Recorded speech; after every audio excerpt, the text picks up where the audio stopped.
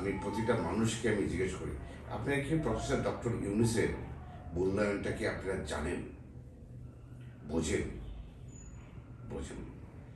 আমাদের দেশের প্রতিটা নাগরিকের ফিল করা দরকার। আমি কষ্ট করে বলি, উই আর সুপার লাকি যে we have mister doctor Yunus.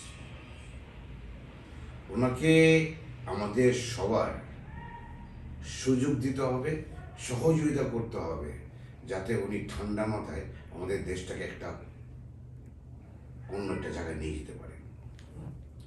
যেমন আমাদের দেশে সবাই বলি আমরা, কেউ যদি একটু ভালো কাজ করলে তাকে কেমনি টান দিয়ে নামায়, এটা আমাদের ক্যারেক্টার নাকি বলেন আপনারা? তো সবাই বলে, সবাই শুনুন যে পৃথিবীর অন্য অন্য দেশের থেকে আমাদের দেশের তুলনা হলো কেউ যদি ভালো কাজ করতে চায় তার পেছনে সবাই কামড়ায় লাগে যে তাকে কীভাবে টান দিয়ে নিচে নামাবে।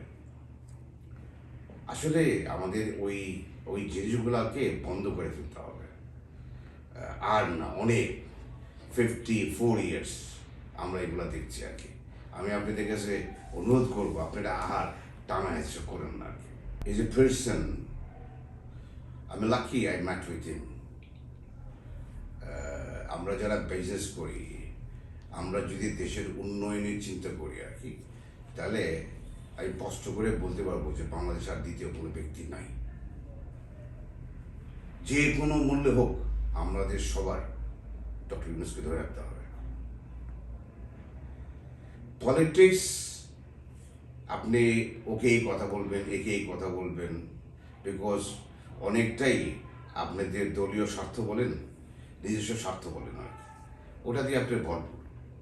এইটা আপনার নিজের স্বার্থ ছাড়া দেশকে নিয়ে চিন্তা করেন না।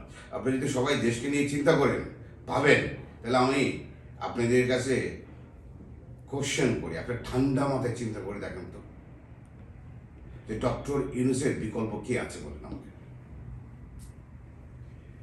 আপনি 5ই আগস্টের আগে আমাদের যেমন ঐক্য ছিল সবার, এখন 5 মাস মাত্র শেষ হলো, আপনি দেখেন এখন কি অবস্থা, কেন, কোন স্বার্থে? আমি আমাদের দেশের যারা পলিটিক্স বলেন, যারা দেশকে নিয়ে আপনি নানান ধরনের মিডিয়াতে কথাবার্তা বলতেছেন, প্রোগ্রাম করতেছেন, আর তাহলে আমি আপনাদের কাছে কষ্ট করে জিজ্ঞেস করি, আপনারা যা যা চান আপনারা বলেন, কার কত কি, মানে কার কত টাকা লাগবে, না কার কি লাগবে বলেন, তাহলে আমরা জনগণ সবাই মিলে আমি আপনাদের সেগুলা পূরণ করে দেবো আর কি।